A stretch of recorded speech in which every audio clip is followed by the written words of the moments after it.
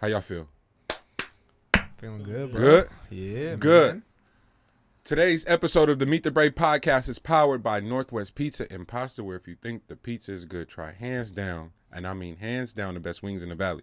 Nobody, and I mean nobody does wings like NWP. Order now online for takeout, delivery, or you could pull up on them, have everything in order and tell them Meet the Brave sent you. And you might finesse. They might throw extra wing in there too. You know, a little extra pepperoni on your shit. Pause. I've been having to say pause all week. I don't know what's been wrong. Mind your business, Lex. That's your problem. That's your problem. I know it is my problem. Tapping with your folks, Northwest Pizza Morgue. We love you. Thank you for everything. Our day one sponsor. Today's episode of the Meet the Brave podcast is powered by, you guessed it, Uplifters. Black-owned cultural strategy company moving all black companies into the futurism of economics and building sustainability and wealth in our economy, and producing original content like their hit series winning formula, executive produced by our very own Alexius Franklin. And surprise, surprise, we got the owner, founder, and creator sitting in with us for our boy LG Jonel. Tap in with Uplifters, no vowels, on IG right now, or hit the website for all things Uplifters. Today's episode of the Meet the Brave podcast is powered by the REEF Studio downtown Oakland, specializes in multi-tracking, podcasting, audiobook, you name it, it can be done. Come get your art curated here, man. Stop playing, stop sleeping on yourself, really. And the price is the price. The price is the price, because you're going to walk out of here and it's going to be up for you forever. You're welcome. REEF Studios, follow on IG right now, and hit the DMs for inquiries, and make it fast, because people... That's the thing about community. Community has really been tapping in, so that we are hella booked right now, and I couldn't be more grateful. We just signed our year 3 lease at the REEF. It's been 3 official years, so tap in right now and try to get your slot, man. Everything that's coming out of here is really, really crazy. Shout out OG Jaron, Brian Simmons, Lucas, the gang, for making it all possible. And last and never not least, today's episode is powered by Let's Bubble Productions, our very own Alexius Franklin, filmmaker, director, writer, producer, and co-producer of the Meet the Brave podcast, and that's why everything looks so fly. Again, stop sleeping on yourself. If you want everything to be up-leveled and be as fly as we've been creating stuff, tap in with Let's Bubble Productions. Don't try to cut corners. Don't try to cut the middleman out, man. It's just, you already know how this goes. Pay what you weigh, and you really gonna go a long way. Ooh, nigga, I'm on it today. Ooh, I can't stop. I can't stop. And with that being said, let's start the show. It's the Meet the Brave podcast. I'm Monty Draper. I'm Jonel Seon. Oh, he just slid right in. Lex B-U-B. You feel me? I see him out here. Ain't no games. He know, bro. No, brother. What's up, baby? I'm chilling. Thanks for sliding, man. Thank you for that phone call. LG. Hollywood L is different. Oh, definitely. I thought it was LA L, but it's Hollywood L, and some. Now you even saying Hollywood wrong. It's Hollywood. Hollywood L is that. Hey, your man about to grow freeform Hove dreads, and it's gonna be different. It's gonna be over. He can be looking like Maverick Carter. In 1 week. He's just gonna come back. What's up, fella? Wait, nigga, what? Excuse me? G is away in LA. Him, Bird, Lige, they're down there working, actually. I don't know, man.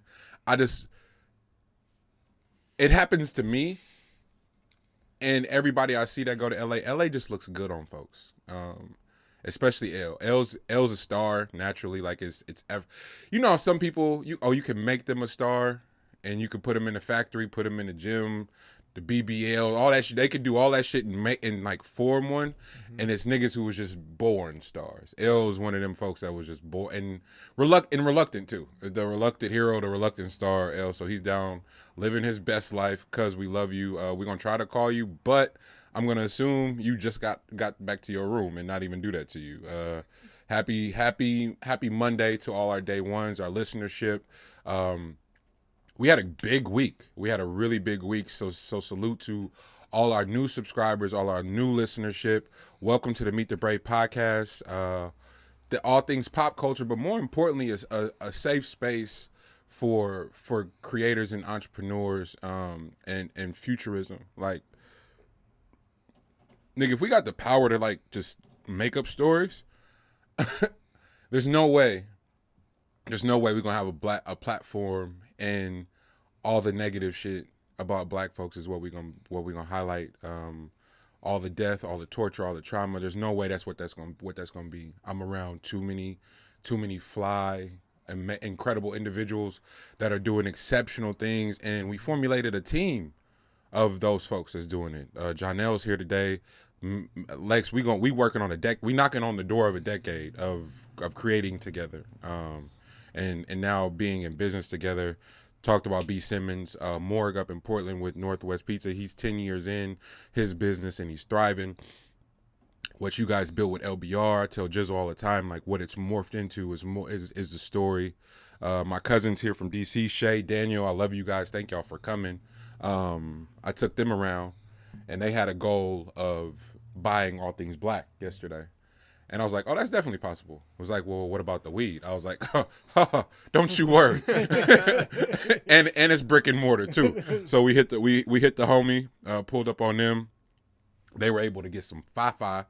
Was he the one that was on the pod like a little bit ago? This was like a while ago. No. We'll get him because he's got an incredible story. The homie from Florida, and he's still working on the logistics, but we'll figure that out. Mm-hmm. I can't wait to figure that endeavor out. Took him by Good News. Took him by a record store. We really did some special things yesterday, and they were just like, yo, this is amazing. And then I took him by the NFT museum at Tribune. Dope. And I was just telling him, I was like, yo, this is. After I had the meeting with you and Kumar, and it's like, no, this is my concept of fun, like pulling up on the homies, busting down, working out ideas and plans every day in the context of just movement. So a lot of amazing things going on, and so much of it is centered and bred through the pod. So again, to our new listeners, we appreciate y'all, man. Buckle up. This is episode 172. So a lot for you to go back and get familiar with. You hear the hiccups, hear the growth, the growing pains, the setbacks, the ego, you get to hear all that shit to where we are today, and then where we're gonna take it too.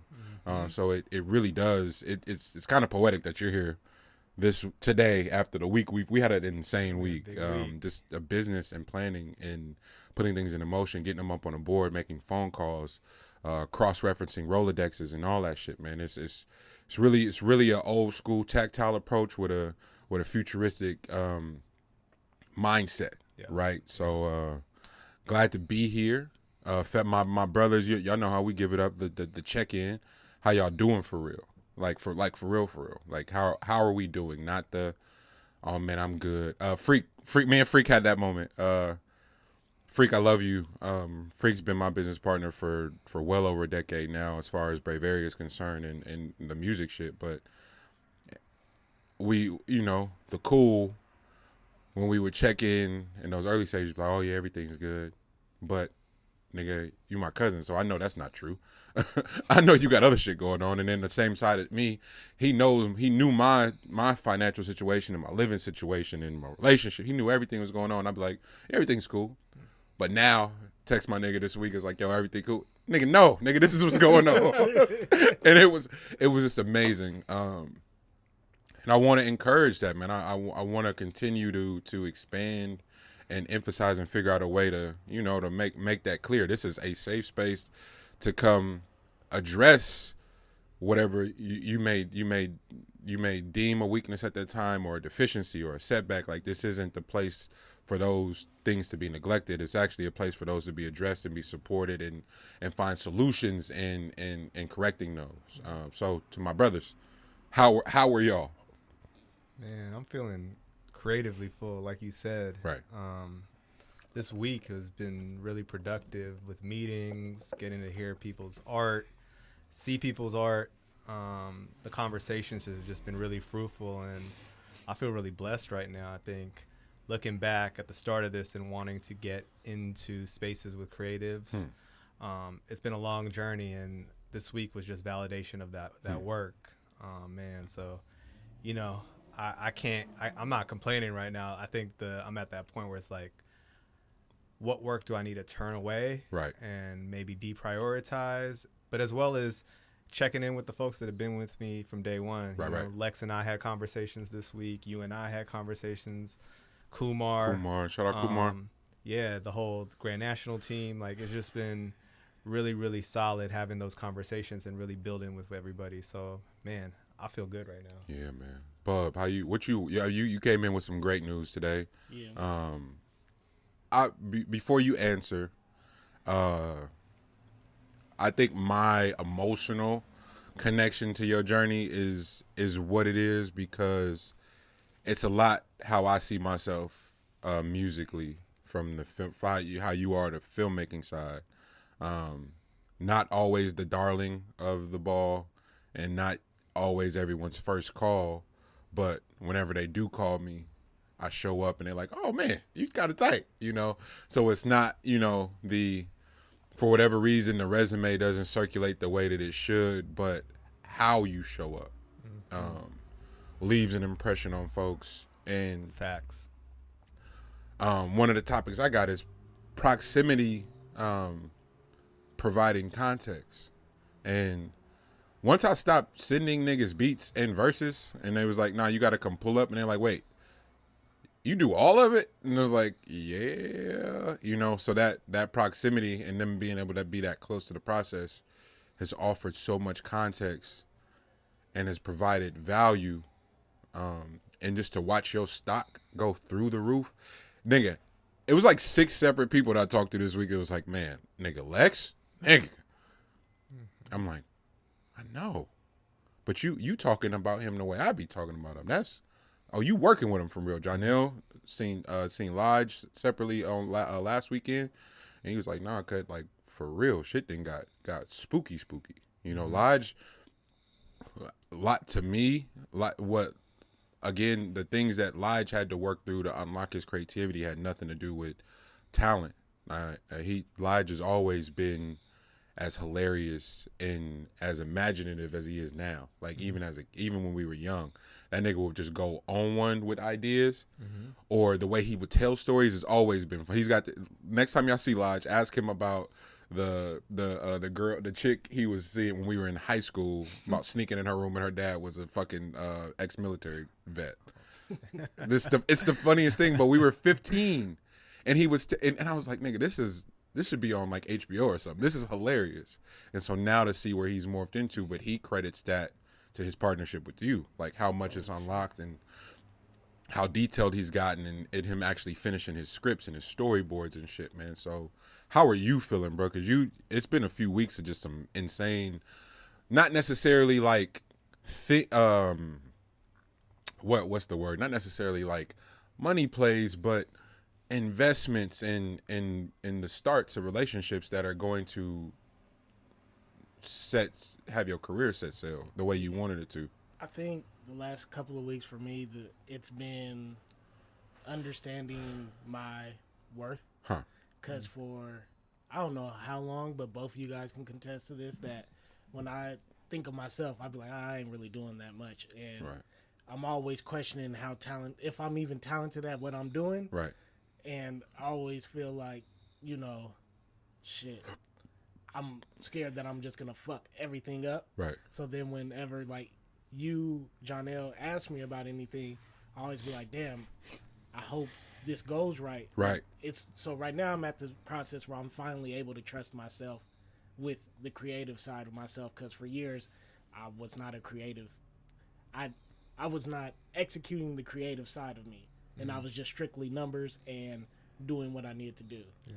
And so like the last couple of weeks and all this shit that's happening, it's still me grasping like, holy shit. And I had an interesting conversation. I was going to ask you guys about it. I was talking to somebody, and I felt like they kind of gave me a slight diss. Huh. But then I kind of just let it roll. Huh. Because can you give context? Yeah. Yeah, I was talking with them, and they were talking about where they at in their career, where I'm being at. Mind you, they started way before me. Right. But then the craziest part was he was like, well, one thing that works for you is right now people are looking for more creatives of color. So then it just opens up the door easier for you. Yeah. And so then I'm like, when you say that diminishes the 10 years of work that I've been doing. And now you're just telling me it's because of this. Right. And then the only thing I could say back to him was, I was like, nigga, I ain't been through no door shit. This is still me out of pocket. Right. So, Huh. It's funny that very specific dialogue has come up multiple times in multiple spaces with some of my friends who identify, as other sexually, men, women, trans, like, for real. It's been like the new wave of affirmative action, if you will. And my answer is so. So if my output of 172 episodes lands you at that, my nigga, there's nothing I can do for you. Like, seriously. Like, so it ain't no help you can come ask me for. There is no value I can provide you if you look at 172 episodes for free. And you doing how many clips each one? You doing 5, 6. In the early days, you was doing like 7, 8 clips per. The whole 2-3 hours episode. And then social media posts for free for 172 episodes. And that person go, well, they just looking for people of color. Sir, where? So, okay. So, I'm still running laps around you. Yeah. And again, that's why I say why I'm emotionally so attached to your journey is because I get the same thing. Some whether they mean it as a diss or not, them attempting to give me a compliment undermines. I'm here. I'm Monday through Friday. I'm in this motherfucker by 8:30. Yep. Light a candle, light an incense, go get my coffee, roll up, and the music's on all day. Right. If a voiceover work come, I send it back to the agency within the hour. Mm-hmm. I'm not playing, bro. I'm a machine. Can't nobody fuck with me at this. Yeah. Your favorite rapper don't work this hard. I promise you.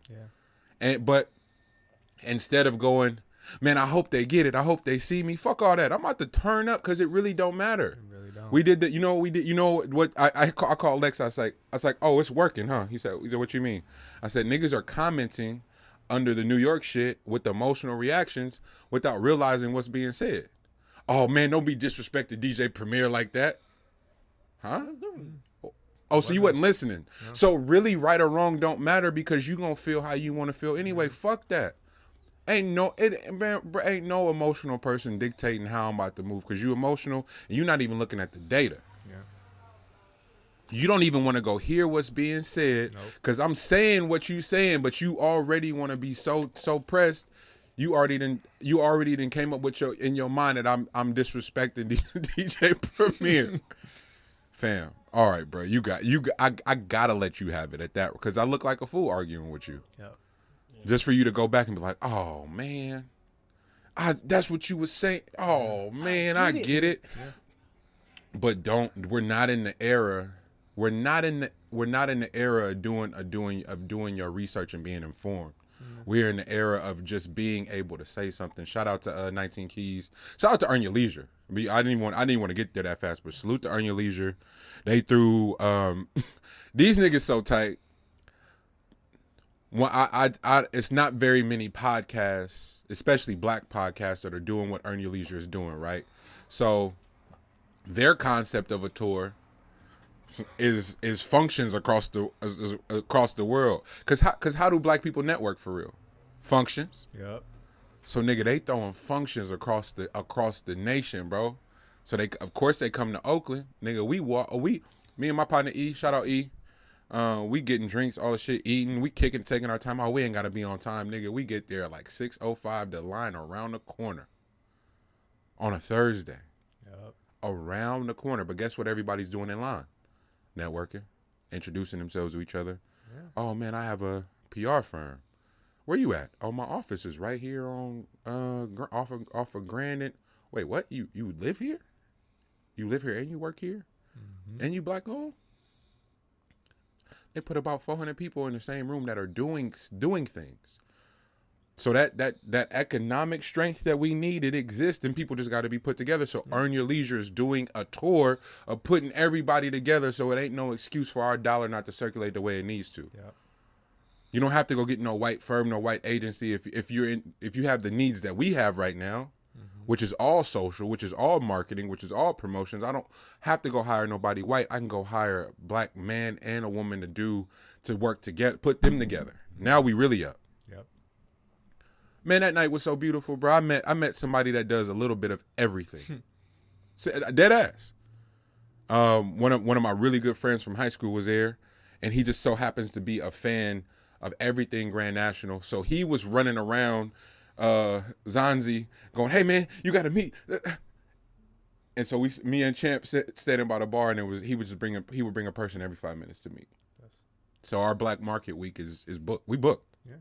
We all our bookings is done. Sure. We had a goal to get however many people we have all of them off one night. It's on the flow. You know what I'm saying? So there is something. There's something to be said about, again, to that point, about how you show up, the consistency, and the people who are closest to you not being able to even identify it, let alone value it. Fam, ain't shit I could do for you. Because it's strangers that's DMing me from other countries that don't even speak English going, "Bro, Sunday morning saved my life." I'm like, nigga, it's people that I see every day that ain't even heard that song. Yeah. And go turn around and ask me, "Monty, can you give me some advice?" Nigga, sorry. There's nothing I can do for you, bro. That's the other thing where, you know how you said our paths have been kind of like parallel? Yeah.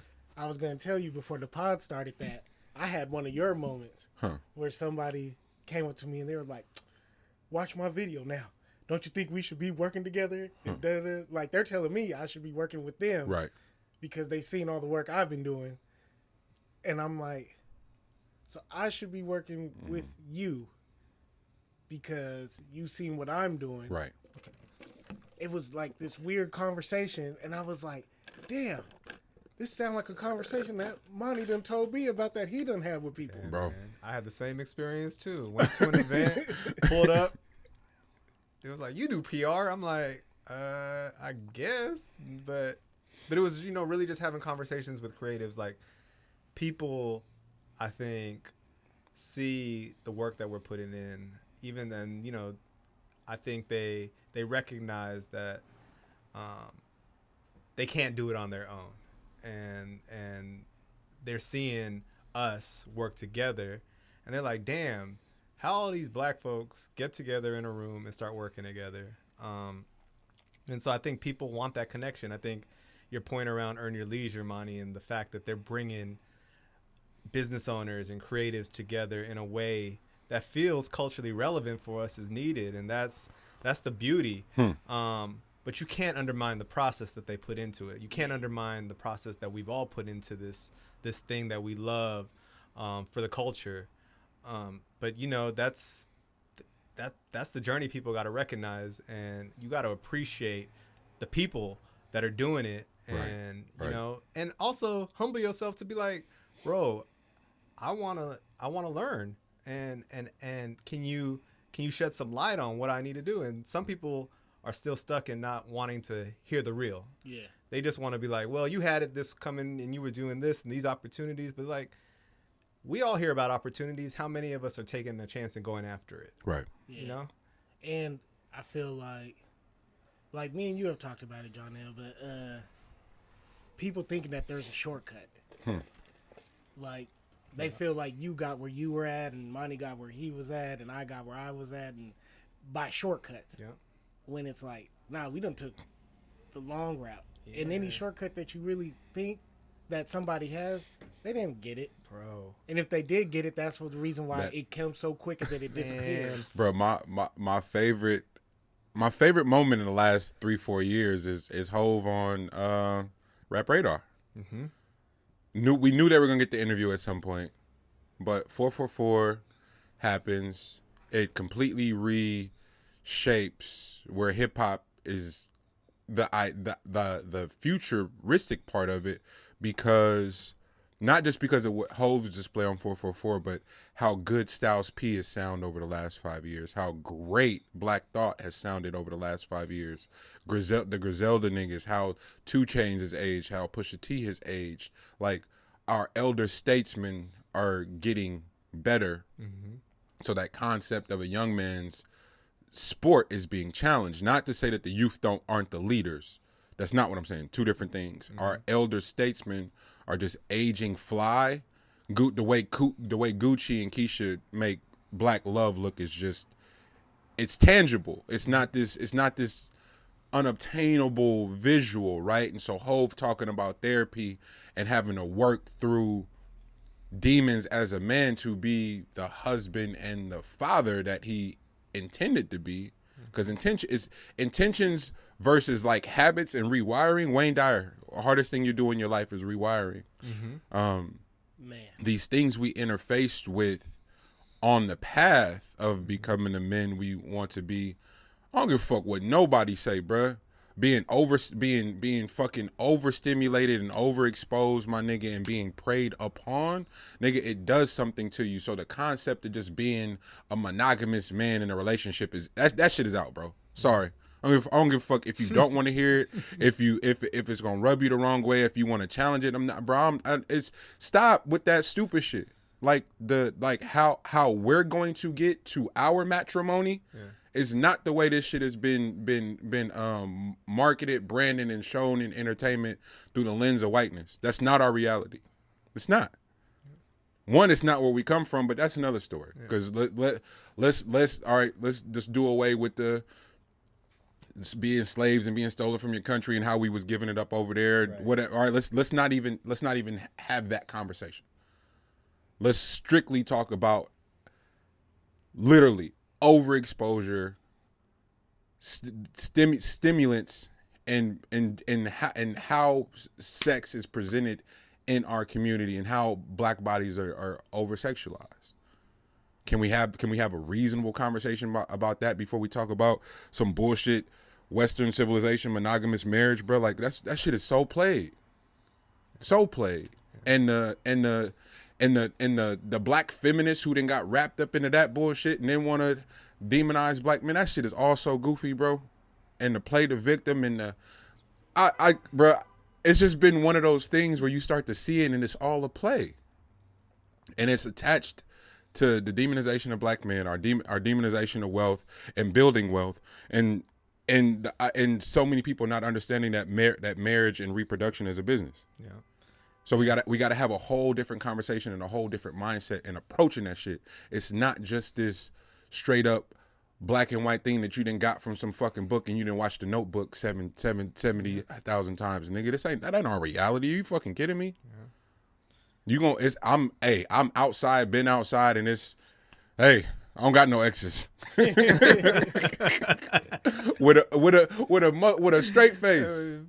Oh baby, that bitch just miserable, baby. Don't believe it. Like everything, but even that, I don't even got that energy for you. I'm gonna laugh because anybody that come on some bullshit and see something, see people scaling and building together and try to disrupt that, and you fall for it, shit, that's on you. Yeah. I was listening to Beyonce catalog and I was like, bruh, I said, be so out of pocket. I said be so out of pocket. She got all the anti nigga songs and breakup songs and they going through real shit in their marriage. Yeah. Going through real shit. Gabrielle Union did a I don't know if it's GQ or whatever, but she was like, the woman I am today wouldn't have forgiven D Wade and taken him back for the baby, the outside baby and shit. Yeah. And I felt her, and I hella appreciated her honesty for it, but it was also like, but why not? It's fucking D Wade, bro. Like, if that nigga can't have a baby on the side, then who can? God damn it. You know, that's crazy to say. I'm sorry. I'm wildin'. No, baby. Exceptionalism. You gotta be exceptional. you gotta be legendary. Have you seen what that nigga did in the playoffs? Like, like, let me pull up his highlights on YouTube Hey. real quick. He had to go buy an NBA team just to keep her. man, I hear you, but let's watch these highlights together and see if you still feel the How same many way. niggas can do that? Right. It's ridiculous, but it's the fucking truth. It's the truth. Let's get off this topic before Brittany's gonna kill us. Brittany's absolutely gonna kill us. There is so much to get. Should we call B first? Yeah. See what she's on. You guys talk for a second. I'm gonna try to get B on the phone. Yeah, man. Nah, it's really wild. I think to your point around just how those conversations and not really addressing the trauma and how we have just made it.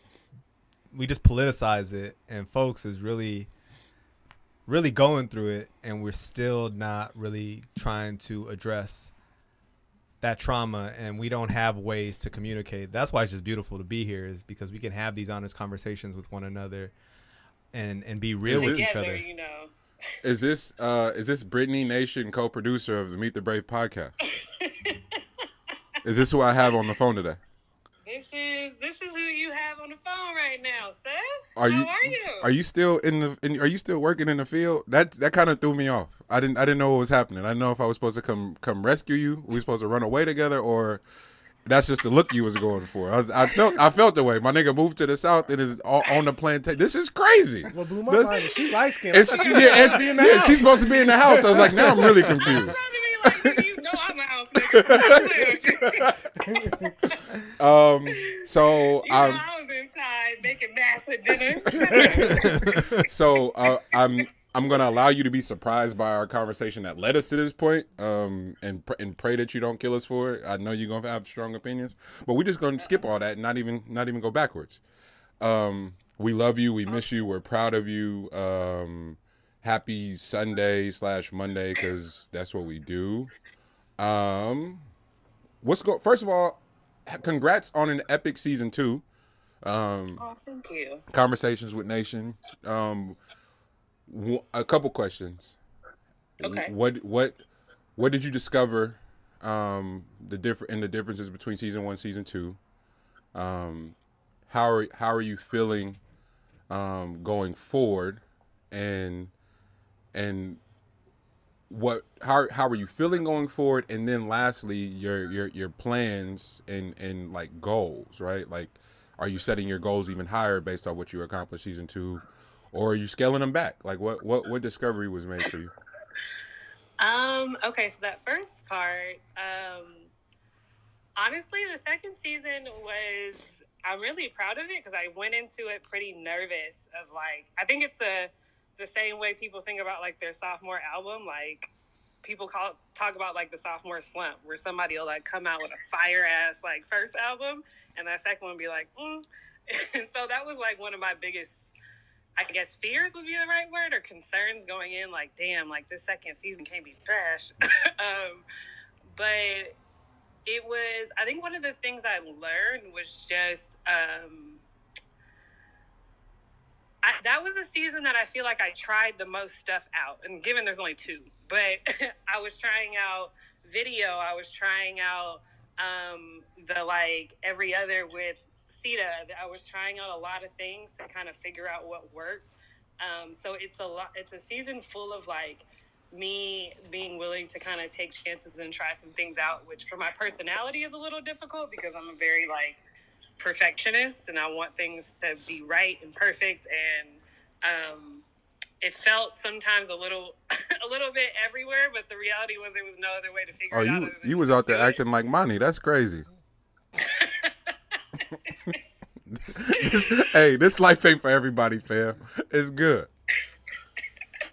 We're gonna have a little bit of everything and just see what sticks. Right. And I think from that I just really learned kind of like, I think it's a season of me kind of figuring out what my niche is and what I want my audience to be, because I think I was trying to kind of scale an audience that was too large and losing some of the like the potency conversation that I wanted to have. And so it was kind of like, it was just it was a lot of trial. But I also thought, like, every season I do want to do something different and something better. So first season was all audio only. Second season I included video. I did the promo video to start it. I was trying out some different things, so it was always to try to elevate it.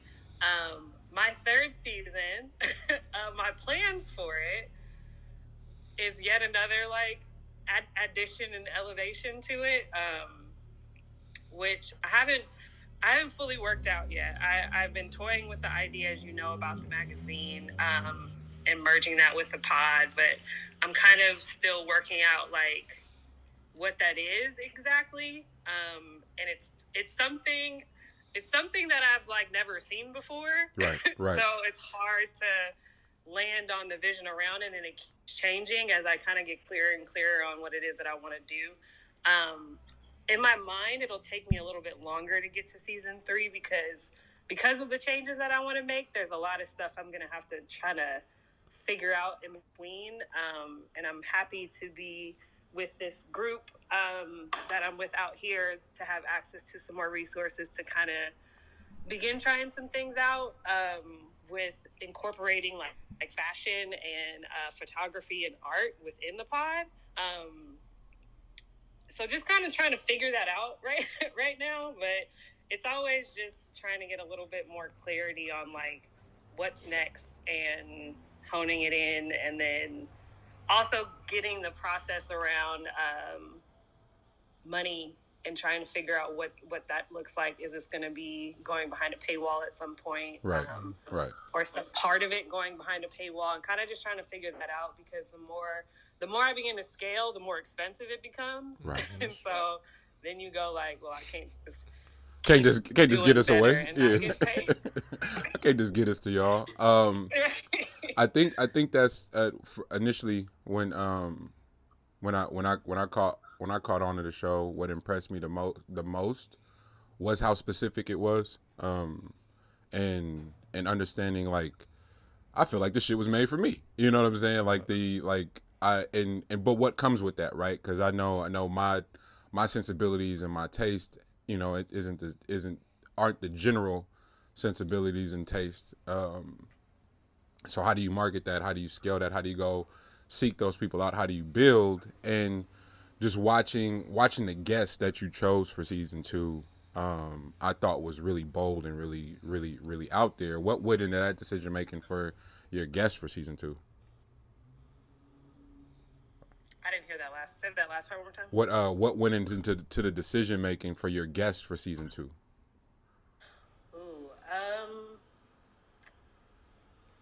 You know, I started season 2 probably with the first maybe 6 episodes worked out. Mm-hmm. As far as guests. Elle was an obvious pick from kind of already some things I was working out in season 1, and his episode really morphed. Like, I talked to him about this before when he was doing the when we were recording for the finale, and his episode was really supposed to be about anti-heroes, because I think that nigga is the epitome of an anti-hero, but it really began to kind of like morph when I got to understand, like, I once we got to it, I was like, oh, I see what he come here to do.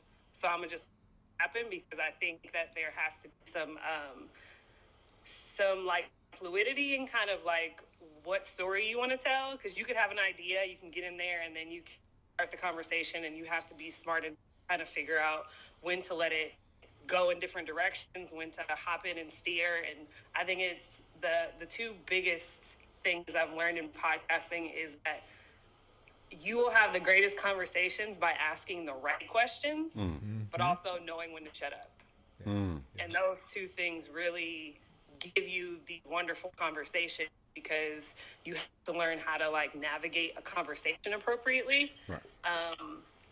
And then everybody, like a lot of the other people were just like really dope human beings that were like super important to the narrative of kind of like what's going on in the culture. So my friend Brittany, who's a nurse, like that's really important to be talking about right now when we're thinking about Black people in the medical industry and just how we're treated, Black women specifically too, and like how we're very disregarded and all of those things that are like important for us to start knowledgeable about and know about. And it's important to me that like we are contributing something like to the culture. And that's kind of like, I don't know if y'all talked about that one question I put in there today, but just I'm really having to recognize that my focus and what I'm deeming to be successful is something where I get or I get to actually change something. Mm-hmm. And so it's important that the conversations I have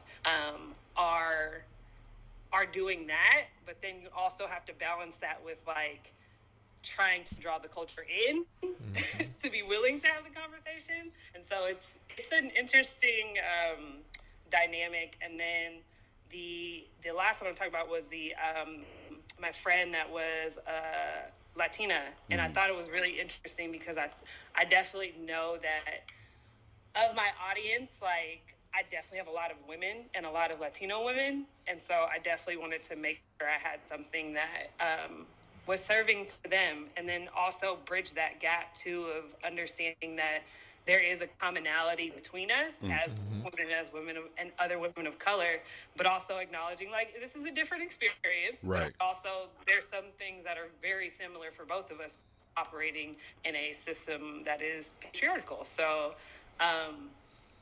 yeah, I'm just trying to like find different angles to have conversations about the things that I think are really important and really help open up thoughts and conversation around like the world we exist in and how do we kind of navigate that.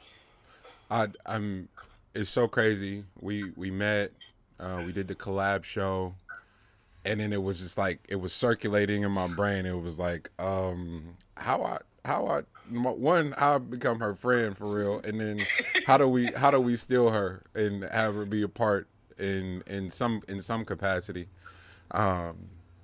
And similar to when I met Jonel, I was like, this gonna be my friend for real. Like, I don't know what it's gonna look like, but it's gonna be my partner. And it morphed, and then you and we met, and then I talked to Elle and Lex first about you being a part in some capacity, but then you were for it, and you know we've hinted to it and kind of told people, but Morg made a point. He's like, yo, it's clearly obvious that Brittany's having an influence on the topics because they just have way more body now and depth. How has it been for you offering insight? And then even in the beginning, right? It's a show with 3 niggas on it that you know have cock perspective, you know, even if the points are good sometimes it's like, nigga, for real, like you had to say it that way, you know.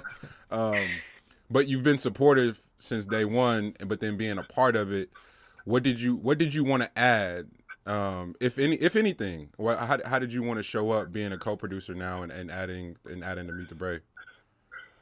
I mean, I think y'all give me a bigger playground to play on. Like it's I think it was Lex that might have said this. It was either Lex or Elle. It was one of those two sickos. I love y'all. But it was this understanding of like when you are around people who have experienced a lot in life, they have this significantly larger range of like what is and isn't acceptable, because a lot of people that are overly politically correct haven't really experienced much. Wow. But when you have people who have really done some shit and been in some shit and lived life, the field of what is okay and not okay to talk about is significantly wider.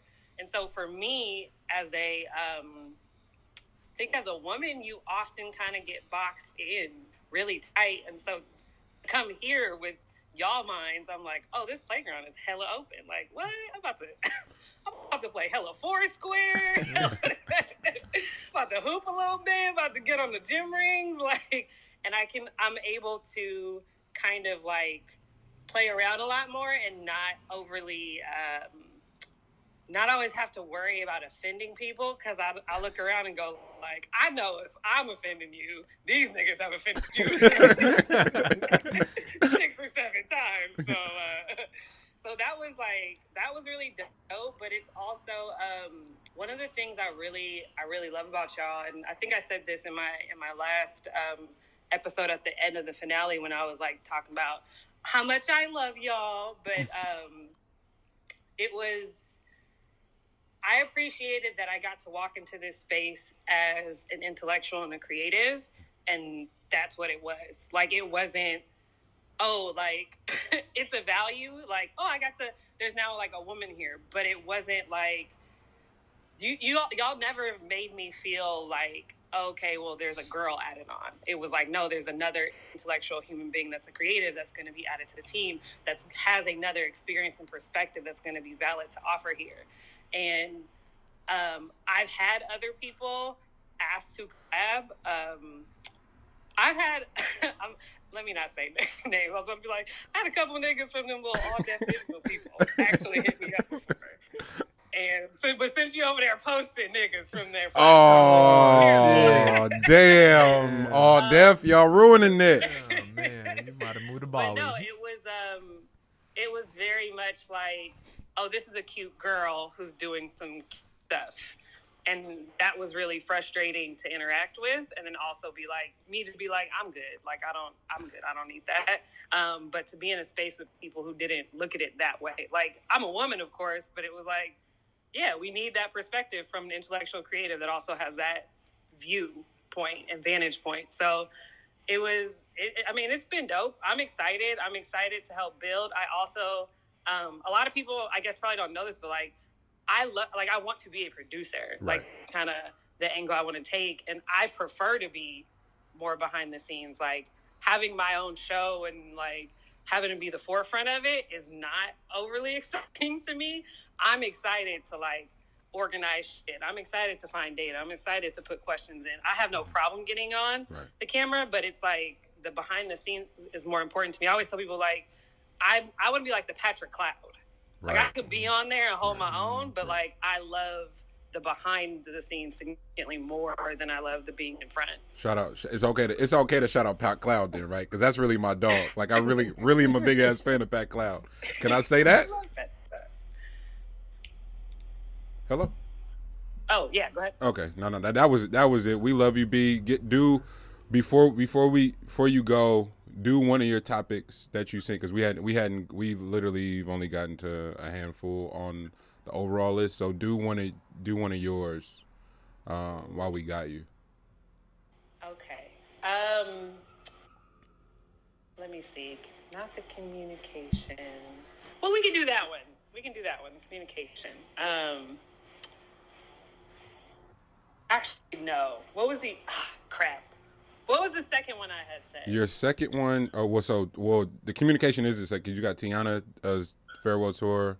You got the poor communicators talking about being misunderstood, and then you have the line between unwavering belief and being delusional. That one, yeah.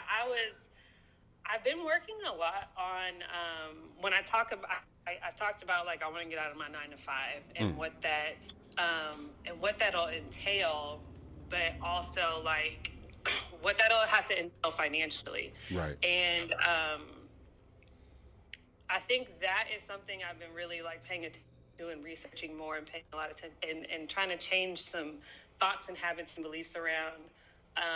And I was noticing that like with conversations I was having, with things I was learning, I was like, there are a lot of people who I feel sometimes I go like, are they a little delusional?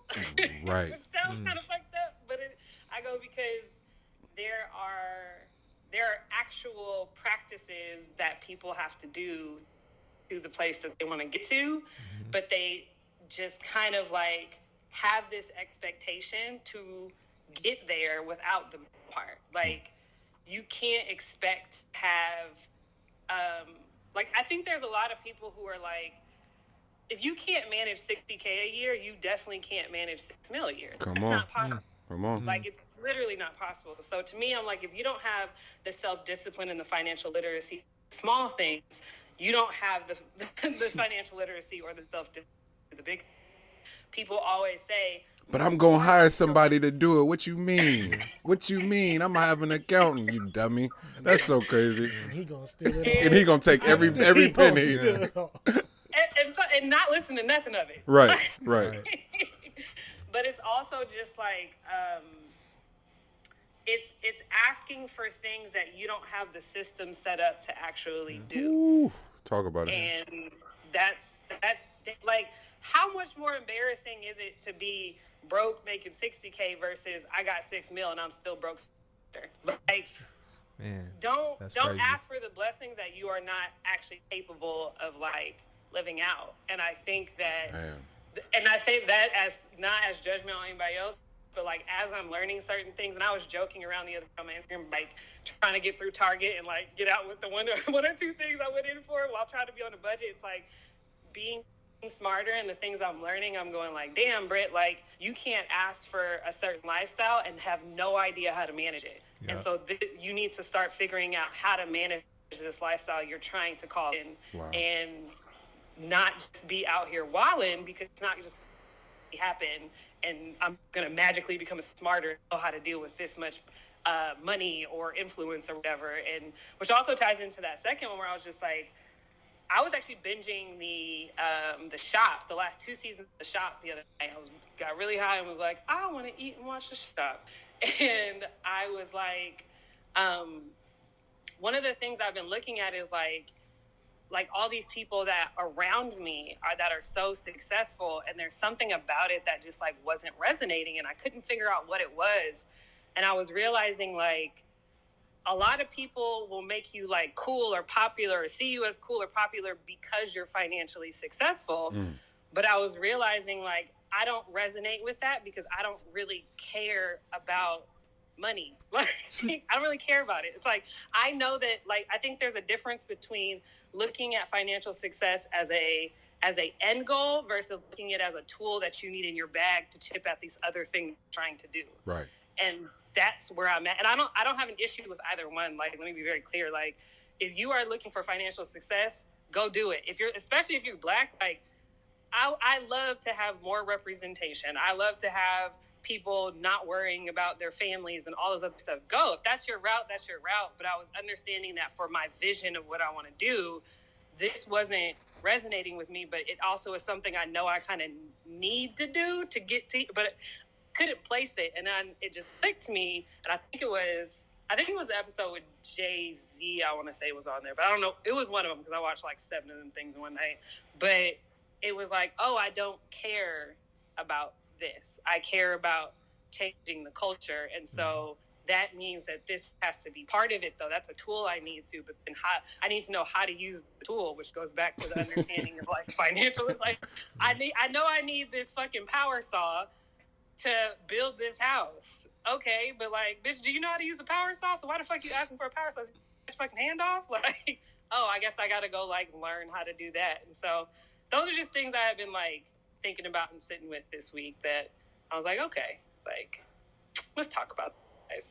Wow, Bree. OG said a couple weeks ago actually, it's like you want to know about where somebody is headed. Take a look at their crew. You know what I'm saying? Like you can get a lot of information about somebody, about who they didn't align themselves with, and the monologue you just went on, my nigga, is exactly why I fuck with you. So we gonna try to get Hollywood, not LAL, but Hollywood L on the phone. We gonna try, but that nigga probably getting his free forms done right now. So we don't know, but we wanted to talk to the crew. That nigga get his free forms done by a bad bitch with 6-inch nails, right? right. We love you. We're excited about the future and everything that is coming. Thank you for your contributions to the show and the up-leveling and the scaling of MTB, fam. I love y'all too. Y'all have a beautiful show. Right on, B. Who's that? That's Jonel, yeah. I was then that sounds like Jonel. Hi, Jonel. What up, B? All right, B. Wonderful person. What's happened after? You the queen, B. Is that Lex? Yeah. I love you. I love you too.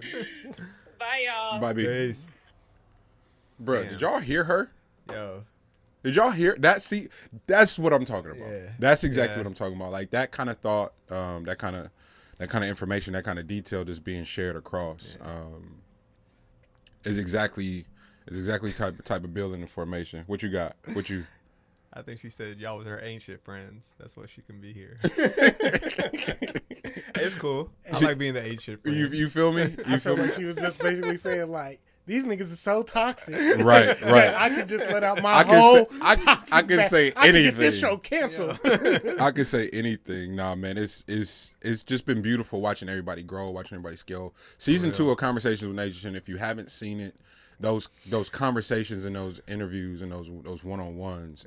She kicks off the season with L, and when I tell you that dialogue was just beyond anything you'll ever experience. Tap in.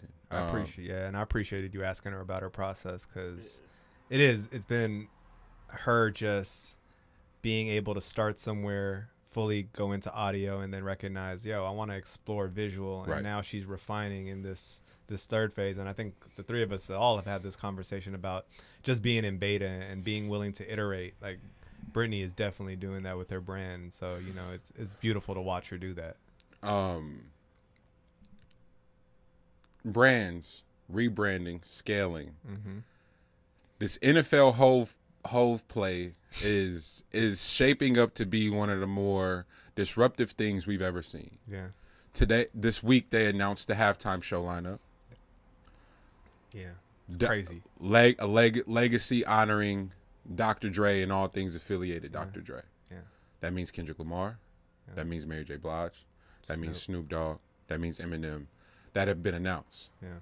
Which could potentially mean 50 Cent. Which could potentially mean the Gang. Which could potentially mean the NWA. Bro. Like it could get spooky up there. Yo. But imagine just the universe, because the industry is there. So that whole week you there for the Super Bowl, there's probably going to be shows everywhere. Everywhere. And we did the whole New York bias shit last week. Hey, quick. Okay. You sicko. What'd I do? You have the New York hat on with the New York pins. You pandering. It just hit me right now. Come on, fam. Stop playing with me. I'm going full heel. But I haven't decided if I want to go Razor Ramon heel or if I want to go like I'm trying to think of another really Hulk Hogan. I'm coming for you, nigga. Like what kind of heel? Because correct me if I'm wrong. Our introduction to The Rock, he was a heel. Yes, he was. Right? Am I making that up? No, he was. When he's with the nation. Who's the most famous person in the world? Who's more famous than The Rock? Seriously. Dwayne Johnson? Who's more? Okay, that's another story. No. But New York, I love y'all. I swear. I'm sorry. I swear I love New Right, York. it hit me so hard. That's why I felt like Bernie Mac on House Party 3. Ooh, my mama did. My mama did. Now I gotta cut you. That's the rule. New York, I love y'all, bro. It wasn't an attack. It was just a highlight on how hypocrite like the shit that they get away with. Q-Tip has openly said, "Hey fam, we was listening to Dre and them niggas. They had shit on lock." Yeah. Low End Theory sounds the way it does because the Chronic came out and made niggas tuck they chain in. Yeah. Stop playing with Dre. Yeah. I know. It's not you won't find a bigger Puff fan than me. When niggas are talking about Puff robbing people, I'm always gonna defend Puff. Always. But the Puff versus Dre shit has to stop. It's not even close. No. It's not even close. I'm gonna say it now. No. The halftime show gets announced, and it's Dre and friends. Can we talk about a flex or no? Dr. Dre's not leaving his house for. You got to start that conversation at least $3 million just for him. Man. Now his partners is pulling up. What's Eminem leaving Detroit for? Seriously, what would you guess? At least 8 figures. Mary J and the Dancery. What are you getting her for? Seriously. At least 8 figures. What are you getting? Kendrick don't have his phone for 3 months. What you getting him to come out his house for to Super Bowl? Shit. Man. And we know Snoop. Don't get me started on Snoop. The biggest rap superstar ever. I said it. Man. He is. It's not. Tired of people playing with this. It's man. not even close. Biggest rap superstar ever. MC Hammer's the first rap superstar from the Bay. You're welcome, y'all. And then Snoop just came and made it all make sense. It's not even close. These folks are from our region. Bro. New York, y'all can write this story however y'all want to. Atlanta, y'all can write this story however y'all want to. There is no industry without the West Coast. I feel like this was Jay's way of showing you niggas who wins in the verses. Jay was like, "You guys can talk all that Puff, my man." But if Dre called for a verse, Hov stopping everything. Yeah. Let me show you. I don't know. I to your point, I just found so much humor in that. But it's all jokes. New York, y'all are the mecca of so much shit. I love how people don't listen to shit. Because then I had a whole bunch of motherfuckers either from New York or that lived there at one point wanting to call me and explain why New York was the mecca of art and culture. Bro, that's not what the conversation was. That's not what the conversation it was. Some New York platforms, Joe, Math Hoffa and them and their show had the nerve to disrespect JD and disregard him in the verses, and I stood up for it. That's all. They had New York had the nerve. New York had the nerve to say that Fat Joe would beat Ja Rule in the verses, and I stood up for Ja Rule. That's all that conversation was. It didn't have nothing to do with New York's influence on nothing. It had everything to do with New York being the main culprit and them not being dominant and leaders in culture anymore. That's what that was. Yeah. New York undermining everything that brought value to their art scene. That's all that conversation was. But for another day and potentially to be had with somebody from New York. Y'all wait and see when that's coming. I'm excited for that. But Q-Tip was on with Math Hoffa and them and talked about bringing a particular artist to multiple labels, Columbia and somebody else, Columbia and Def Jam, I believe it was, and that artist being passed on. Mm-hmm. But Q-Tip walked her into the building, and they passed on her. And then he proceeds to go, yeah, and that artist turned into Meg Thee Stallion. Mm. And Q-Tip goes, nigga, if my cosign don't work no more, what's going on? If my cosign and that artist being Meg Thee Stallion didn't work, and she had to go a whole nother route to get there, what's really going on? Yeah. And it just made me think about the industry as a whole. Mm-hmm. Q-Tip can't walk somebody in the door and get you to take it seriously, then who can? I mean that. Oh, you see the success that Yo Gotti's having this year. CMG, name a bigger label. So I didn't see the interview. Did he provide context in terms of his perspective on why they passed? No. Okay. I didn't feel like he did. I felt like he said it mm-hmm. and kind of hinted at it, but it's the industry. You don't want to offend nobody. Yeah. Okay. But these are the same folks that we're talking about that passed on a Hov, that passed on. Like everybody gets passed on, so that's not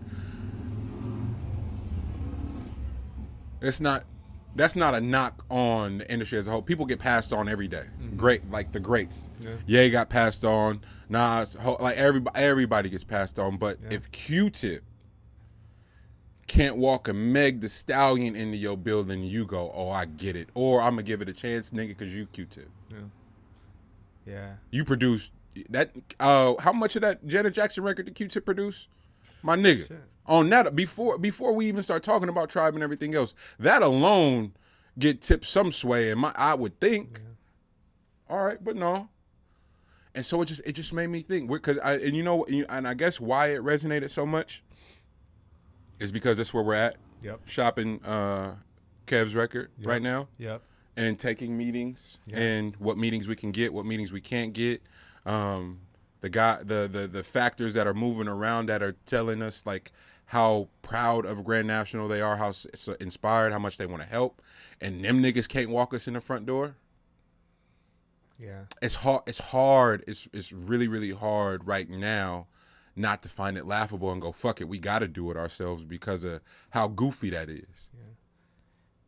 You fuck with nobody. Go ahead. No, good night. No, you got it. I was just going to say, I think for me, I look at that and it just says it's less maybe about Q-Tip and that Meg weren't, viable in their eyes, and maybe the industry don't really got it on lock like that. And they need certified wins in order to get the backing, the financial back, because it all comes back to financial backing, right? So you can't take certified win. What's more certified than a female MC dominating the way Meg is? Well, she definitely was dominating, and I think that built the brand that she's built. Like, she was really pressing and making sure that she was making inroads, but that wasn't because the industry was backing her. She was just doing it on her own. Neck. Yeah. I don't know why we have to be exceptional as Black creatives for people to buy into what we're doing, but that's what I feel like it is. It's like, if we got to go pitch something to someone, there has to be data points. There got to be all these things. It can't just be straight vision. Like we seen with these cats that did Firefest. All you showed them was a PowerPoint deck, right? And you got the bag, right? Why do we have to go over and beyond and win? And I think even Q-Tip has to. It goes back to Dwayne Wade and all of it. It's like, we got to be exemplary for you to really support us, right? Man, real quick, Jonel, you brought up a good ass point. I'm trying to remember the name of this documentary I watched, but it's two bruhs, and they made the movie like over the top. They made all these movies in the 80s. These motherfuckers didn't write one script in any of their pitch meetings. They would literally come in with a poster and a whole bunch of posters, and they would show them to the board. And then when the board would see a poster that they like, be like, what's that movie about? And the dude just had the gift of gab and would make up the movie on the spot. Wow. And would even know, like, yeah, this is about a truck driver, and he has a kid, but he doesn't fuck with the kid, and then he takes the kid on the road with him, and then they do an arm wrestling competition, and we're gonna get Sylvester Stallone to be the dude. Wow. And then that's how they made and then they were like, yeah, we want that. Wow. So then they would have to bang out a script, and they would pay people to bang out the script. Wow. Yeah, man. When you talk about being exceptional, I go, who's been more exceptional than the Q-Tip? No, I completely agree with you. And for Q-Tip not to be able to walk a Meg the Stallion in the door is just, it's laughable.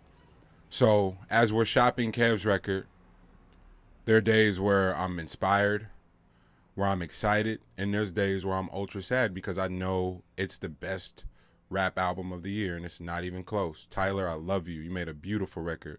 But boy, if I wasn't smiling when that shit came out. Yeah. Westside, when you dropped, nigga, I was so happy. But I was like, it ain't fucking with us. Yeah, man. With a straight Cole, nigga, excellent. Not fucking with us. CLB, Donda, laughed them niggas out the gym. We did it. We can't get a meeting. Empire's in our backyard. We can't come just press play on the bitch. Fuck it. We don't have to come to the office, nigga. Here's the private link. Yeah. Irk the jerk can't come walk in the front door and hey, Ghazi, what up? Yeah. And not even, if not for the legacy, for what Grand National did over the last 18 months. Every Bay artist on y'all roster, nigga, tucked their chains in because of the pandemic. We served the streets. We served the community. Everybody packed their shit up and went home. Everybody. Yeah. So on that, if it's not gonna be for the legacy, if it's not gonna be about the music, there's no way of denying what Grand National did in 18 months. That's the part I'm talking about. So when you see Q-Tip not be able to walk Meg the Stallion, and you go, oh, duh. Yeah. All right. Okay. The silver lining in it is you end up creating a monster. You got Hove now. Right. You got Hove. You like, the NFL recognizes it's in its financial interest to have Hove be curating your music. He just put Up in Smoke tour on national television. Right. And for the world to see. So I think the silver lining of that is, yo, you keep closing the door or not even opening it, we're going to find another way in. We're going to build our own building. And everybody's welcome. Right. One of the more I haven't spoken enough about how much gratitude and how rewarding being a member of Grand National is. One of the greatest feelings in the world is a fellow artist texting, emailing, DMing, going, "Hey, big bro, I'm so inspired by what y'all doing. I want to know how to be a part." And you get to go, here's the address, here's my number, here's my email. Let me know your availability. These are the days I'm at the studio. Pull up. Because it ain't everybody's Grand National. Mm-hmm. Everybody. This ain't no exclusivity members only club. No. Everybody is GN. Mm-hmm. The quality control part is a different conversation, but as far as community goes, nigga, everybody's GN. Mm-hmm. Because that's what it was rooted in. Community organization when there was no spaces, when there was no safe spaces. We talked about it a lot, like wanting. I'll never forget being so frustrated in the press portion of season 1, and there was only one person with enough courage to admit to the aesthetic displeasure they had at the only female representation of season 1 being a white woman. Shout out Kate, I love you. There was only one person that was bold enough to bring that to us. And initially you're like, man, but I was glad that person said it because it was how a lot of other people were feeling, and we got to address it. And what people didn't know or didn't care to even consider is that rap as a whole has not been conducive to safe spaces for women, especially black women. Studio sessions, video shoots, late night shit, hella niggas around, drugs, alcohol, like that. Nigga, ain't nobody been trying to curate safe space. Not just safe space, but safe spaces where women's voices are leading the creativity. That ain't been a thing. But when that text message went out for people to pull up to them sessions, they went to the black female artists in the Bay. They didn't pull up. Yeah. For whatever reason, so it's not a knock on them for not pulling up, but they got the same text. Just want y'all to know that did happen. And Kate was like, I'm gonna slide and contribute what I can. And ended up bodying that shit. Kate is all over season 1 in BTS, whether it be from playing, from adding texture to leading the vocals. Sometimes she just came in and on her NOI shit. Mm-hmm. And never been more grateful to work with an artist of that caliber to fulfill that. Like the artists of the caliber of artists that were just role players. Myself, Mo Green, Ian Kelly.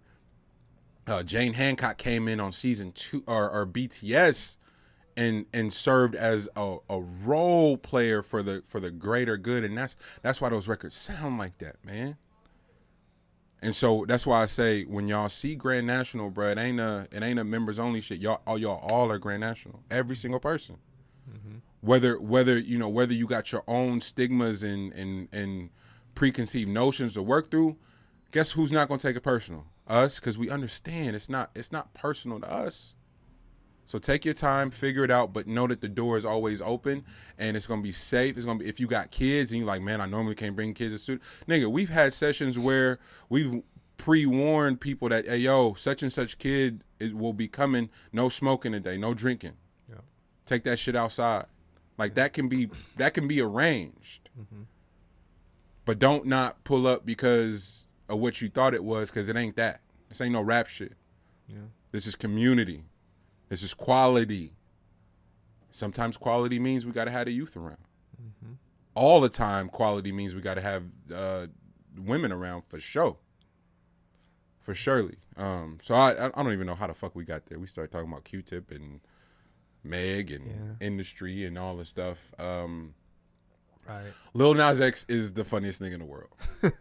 Sorry for abrupt change, but that nigga is hilarious. He's talented. He's talented. He's a troll and he's hilarious. This nigga gonna tweet, no lie, I miss pussy now. Nigga almost threw my phone. You missed the pearl? You didn't got all these homophobic niggas so mad, and then you tweet you missed the pearl. It's like, nigga, that it's just like some Larry David shit. Like it's some Gerard Carmichael shit. It's like, bruh, this is trolling on a whole nother level to where you like, y'all niggas is weird for being this invested in the sexuality, especially somebody's own. So is he creating the brand around fluidity now? Is that what we trying to build for him? Is that what is he doing? I don't know what he got going on. I'm just invested as a fan because the nerve, the absolute nerve, bruh, to have like niggas is going out their way. Vlad and these other platforms have made a business structure out of having people come up and voice their displeasure about Lil Nas X. Like, people go out of their way to go talk about him, so he's driving conversation. Mm-hmm. And we're talking about the heel. Yeah. The business of being the heel is big business. Yeah. Because it's all about impressions. Yeah. I'll let you finish it outside. In the spirit realm of impressions, y'all talking about right or wrong. I just need you to be talking about it. Mm-hmm. Y'all talking about hate or love. Guess what? I just need you to be talking about it. I don't give a fuck what the like button, the dislike. YouTube showed me that. Yeah. Nigga got 100,000 likes, 16 dislikes, and lose his mind over the dislikes. Now you got 100,000 likes. What are you mad about the dislikes for? Oh.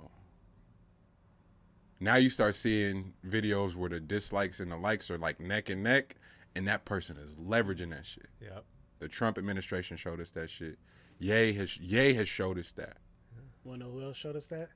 Vince McMahon. Vince McMahon, absolutely. He said, I can find 1 million babyface, but it takes sometimes year for me to find one great heel. One great heel. Yeah. And he said that great heel if I find him in 1 year, the things he will do for my industry is way more than any great babyface could do in 6 years. Bro, that's so crazy. It's a insane business model, but it's so synonymous with American culture. Yeah. They can't hate you if it's no love there. If it's no absolute obsession and admiration where you know how important, you know how valuable your bandwidth and your time is to sit around and to have Twitter fingers over something you hate. I've always laughed at that. The woke Bay niggas that was gatekeeping the art scene for a minute. Who I fought for this shit being fucked up. Not the street niggas, not the hyphy movement. It was them woke niggas. They had all day to sit around and type about what they didn't fuck with, as opposed to typing about what and showcasing what they did. Yeah. Hip hop ain't never been dead. R&B ain't never been dead. Great music great art ain't never been dead. Niggas just was so infatuated about talking about what they didn't like, they didn't realize that they was taking viewership and platform away from the things that they would have deemed of quality. Yeah. So who's to blame for that? You hate the hyphy movement so bad, my nigga, then tweet about the niggas who's counter to that. If that's really what you want. Because they existed. You just chose not, nigga. Mo Green was happening at the same time that HBK was happening. So if you had a beef with it, there's your counter to it. Yeah. But you chose to just sit around and talk about what you didn't like. That's on you. Yeah. And the same thing is happening going forward. So when you see Lil Nas X come out and troll people behind shit that don't have nothing to do with nothing, it's the business model of the heel. Yeah. I find it funny. So I think it's wild, and the fact that people are able to now figure out ways to monetize on it it just shows you that content is king. Right. You got to keep making it. If you can remove your personal feelings from it, Right. and do it, it could be a win. And because people are going to bring their emotions to it, and the best at doing it are able to recognize like any conversation is good for them. Right. Me personally, I don't know if I could do something like that, but I respect the hell out of creatives that can do it. That can take it there. Yeah. Yeah, man. We talked. Y'all sat on the phone while we talked to B. And the last few weeks since we officially made her co-producer of the show, she's done such a great job of sharing topics, but one that really challenges the conversations that we have as men. And one of the topics she hit us with today is fucked me up. Like I read it. It fucked me up so bad that I read it wrong 4 times, and I just read it right and was like, oh my God. So from Brittany Nation, co-producer of Meet the Brave podcast, I got to say that because this is wild. As a woman, I'm okay knowing that whoever I choose as my life partner may not be my top-rated sexual partner. Do men feel that way as well? Sheesh. Bruh, what are you doing? You supposed to help you supposed to help us, nigga, not get niggas in trouble. Are you kidding me?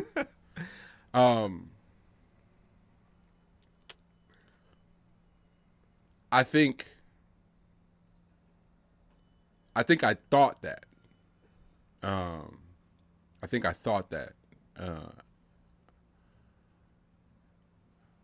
For a really long time, actually.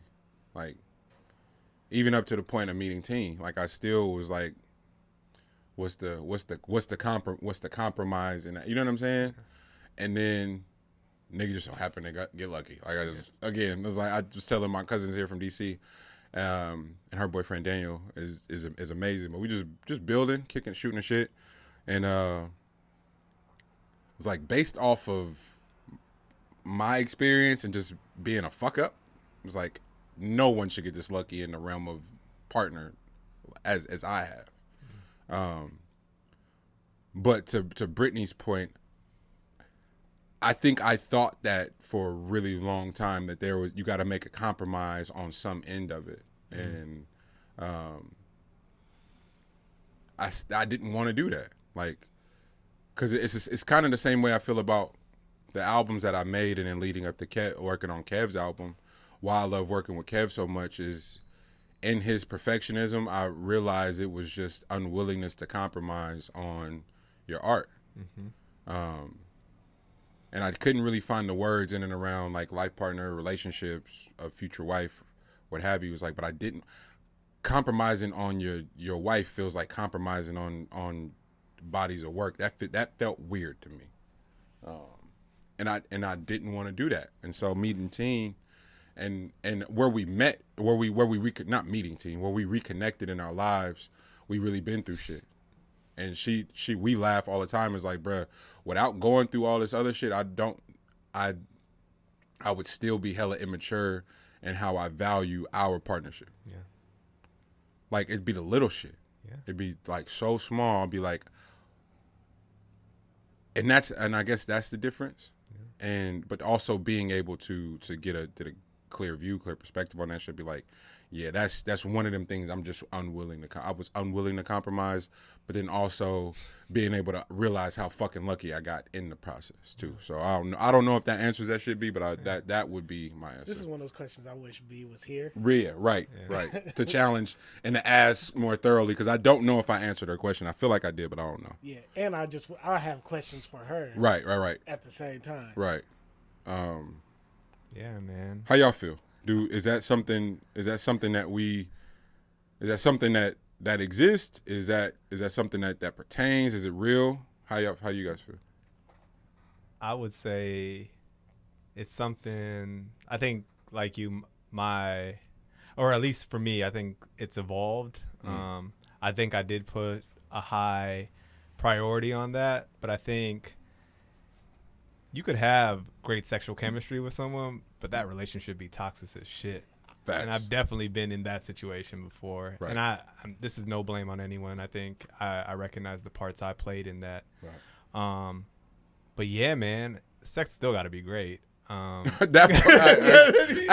guess that's what it comes down to. It's like it's such an essential piece of it. Yeah. It's like, yeah, it ain't much wiggle room on that at all. Like it's such a driving variable in the connectivity and the like that part of you that's like, damn, I want you. Like I want to always want you. You know what I'm saying?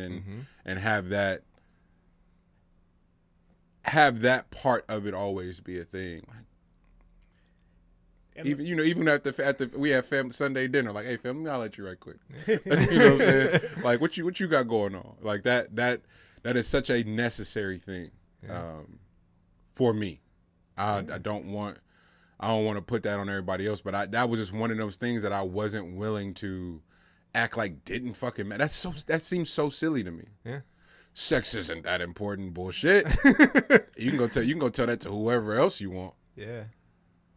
And then with her question saying like, the greatest sex escapade or partner, but then it goes back to the question. My top rated sexual partner. Yeah. Right. And then for me, the reason why I wish she was here is because then it goes back to my original hypothesis from many moons ago when I said, if you don't bust, it don't count. So is that why women have so many quote unquote friends? Because they're like, I didn't bust, that don't count. Yeah. And then at some point in time, is it them just like, all right, for me to find the right partner, maybe it's not the one that's going to make me bust the most because usually they toxic as fuck. Sheesh. But like I said, she's not there, so I can't ask these questions. We could keep it reoccurring because I imagine our listeners are gonna have some volatile responses to this one. Thank you, Brittany, for knowing how to troll. Is Brittany Lil Nas X? She might be. They might be the same person. Lil Nas Brit.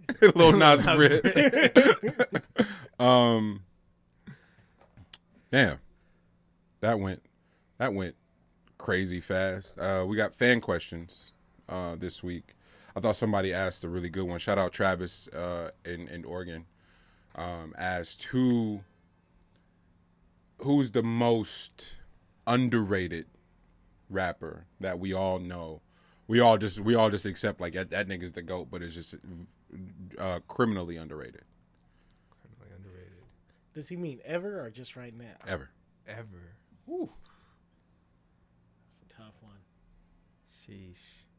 I kept kicking him around, and I was like, I couldn't let, because the people I deem GOATs, people, whether they get put in the top list or not, people still talk about them. There isn't anyone that gets disrespected. Scarface is in my top, so he get, like, whether the big platforms put him in there, all the people who know, like all your favorite rappers, Scarface is their favorite rapper, so that's not, I don't really feel comfortable putting him in there. Black Thought is now having this second life where niggas bring up Black Thought as one of the, like, his flex freestyle kind of took care of that, so you don't really have to say that no more. LeBron's goofy ass posted Jadakiss being underrated. I had to laugh because that's not true. So we couldn't put Kiss in there.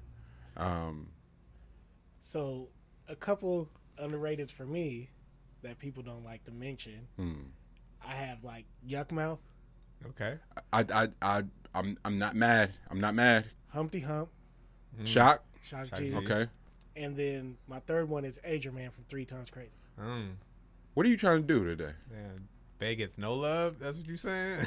What you trying to prove today? I only asked that because I had Yuck and Ager were the two that I witnessed. I didn't have Shock, but Yuck and Ager, but I didn't want to be too regional. Yeah. That was the only reason I didn't bring him up. But Yuck does have this whole Rap a Lot run that doesn't necessarily make him just regional, so we can have a different conversation. That's funny that you said those two names specifically, because I had both Yuck and Ager. And Devin the Dude. Devin the Dude's my. So Devin the Dude may be where we have to live at as far as this conversation, because it's not regional, enough national success on enough nationally acclaimed records that it's just hard to argue. So I want to argue Devin, but I want to go back to Ager and Yuck for you. Can you, real quick, just for our folks who aren't from the Bay, No Context. Can you just briefly talk about those two specifically and their lyrical ability and how they kind of get lost in the whole Bay Area conversation? Because this funny thing happens with the Bay as far as art goes and contribution. Like, it's a lot of contribution. Niggas love I Got 5 on it, but and keep it on the real, but that kind of is where it stops. And them niggas are exceptional MCs. Exceptional. Like, lyrically, Yeah. they, like, their songs. First off, Yuck's first solo album being 2 discs. Yeah. Out the gate, double disc. Out the gate, and just between the features and all the topics that he ran into, that song like Father Like Son. Yeah, Kev was just talking about that the other. That's wild. Bro, and people do not give this man, I feel like a lot of people don't give him his just due. Right. And for him to be on Rap a Lot. Right. Right. Right. Right. And Franklin Sate, Kev's second verse. Stacking chips on my age, stacking chips on me, age or call me Frito now. Like, it's an ode to him, like to Adrian, man, like in his contribution to West Coast Bay Area rap and advancing it and how you could have wordplay. I posted a video yesterday. Fool Kev is making beats in our live room on the drum kit. So you got a laptop sitting on the floor, Tom, chopping samples through the piano sub we got in there, and then playing break beats over the sample he just chopped. And I'm like, oh, we're definitely producing Keek's next record, because I've always envisioned a world where Keek gets all the Rick Ross beats. What happens? Sheesh. What happens? You know what I'm saying? Like, is there a way where I make you hear some of the, like, God damn it, bruh, if Jacka was still alive, what I'd propose to him and his neck, Jack shit would sound like Daytona. Yeah. If Jack was alive. Like, bro, just try it, please, because you're the best. Like, not even one, like Jack, like nobody's fucking with Jack. Early Mess, like and that's where I like, let me stop before it get too regional. Yeah. So that's why I was like, Devin Adu might be a good. Who you got? Did you think of anybody that wouldn't be as regional? And then you got LA. You know what I'm saying? Yeah, definitely Corrupt. Okay, that's why I love y'all. Okay, Dev and Corrupt. Who you got? Anybody else? And I would say outside of Corrupt, I still think Andre 3000 is underrated to a lot of people. I think he doesn't get a respect from maybe the streets the way that other rappers that we consider in top 5 get. That's an interesting I think take. the creatives love him. That's an interesting take. That's an interesting take. And my gut reaction was to be like, nigga, shut up. But when you put it that way, I think you're absolutely right. I think you're absolutely right. The streets don't fuck with him that way. My bad. Yeah, no, that, and then I think a GOAT, and I'm gonna look at the current GOATs right now. Right. Zay, I think he's really underrated right now. I don't think people really recognize the position he's playing. Really?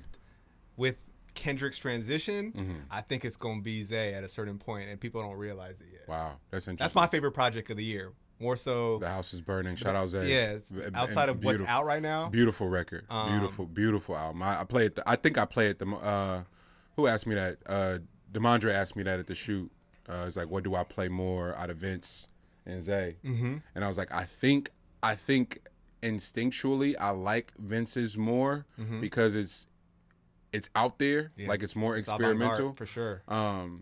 But I find myself playing Zay more because it reminds me so much of 3 6 Mafia shit. Exactly. So I play it like to ride to. Yeah. Like, instinctually, I'd be like, I just want to mob to something. Yeah. And I'll just press play on that and let it run and don't even touch it.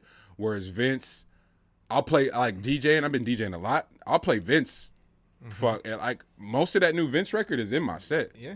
Like, just play it. It's so both incredible. I love both those projects. Right. I think, to your point, like, I love how there's that southern homage that he pays in the music, so but it embeds man. The West Coast. It just it's a really hard one to run up against this year. But, you know, there's more music to be made and put out this year that I think we'll be definitely talking about more goats. But. So Trav, to your question, I like Lex and Jonel going Corrupt and Devin the Dude. Corrupt because of the lyrical ability, but being from Philly, but being such an influential piece of the Death Row movement, and Streets is a Mother and both Space Boogie, Smoke Odyssey are like two of my favorite records of all time. And then Dog Food, like not even that's not even counting Dog Food, and then it's not counting him being all over Doggy Style either. Like it's this weird sort of run of perfection that he's like smack dab in the middle of. And you just go, oh yeah, Corrupt's one of the best. Like I've grew up thinking that in my mind and assuming that the world felt that way, but it's such a regional way to feel. And then Devin the Dude, I have no idea why he's so big in the Bay. Like I just grew up going, oh, everybody thinks Devin the Dude is the greatest. And it took until I reconnected with my cousin. Y'all linked us up. And then I started fucking with Kev, and y'all were the only niggas that felt like Devin the Dude was the greatest nigga ever. It's like Devin the Dude informed so much of my music making, but it took forever to find niggas that felt that way. So I like that idea of Devin the Dude and Corrupt being two of the more underrated contributors to hip hop ever, but they got respect. Quick. Don't you do that. Don't stop.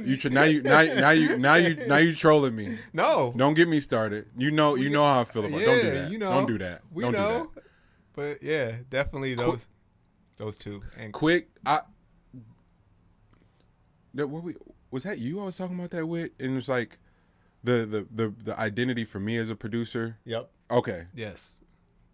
The producer rapper. So if we go Dre, Quick, Q-Tip, Yay, like we start to Jermaine Dupri, Tyler, like we start to get in a weird sort of space of like, and I start going back, Puff, like these are the niggas I identified with first.